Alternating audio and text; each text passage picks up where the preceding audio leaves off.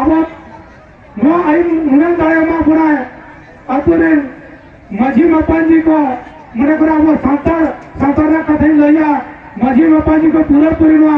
अब अतुरा mitten supreme court ना पार mitten दाया मा बुराए माझी बाबा जाके आज मा अतुरे साम लगा अटकट में आचार विचार कथे आज राय तो पार कथे उना सोले समाधान दड़े होते उना जमीन देवा आइन रे सेक्शन 4 डी लेखाते उना ताले पूरा पूरी ना तू माझी बाबा ठेन दो किया है और नो अतु माझी बाबा जहाँ की ना दिक्कत लगा हम तो परिचय तो कथा नो अब अतु पैसा ग्राम सभा मी तो गठन अब पैसा अतु माडवा मिटन स्वतंत्रता है ना जहाँ के आपको को डेवलपमेंट कमी रे उना प्रशासनिक स्तर ठेन कौन सारा लेकर कमी रहा अब अतु दिशा से जबन ये लगा रे बस नापाते अतु मानस से लहा उना लगे तो उना दायित्व नको ग्राम सभा रे कमी को कथा है ना और समाज ना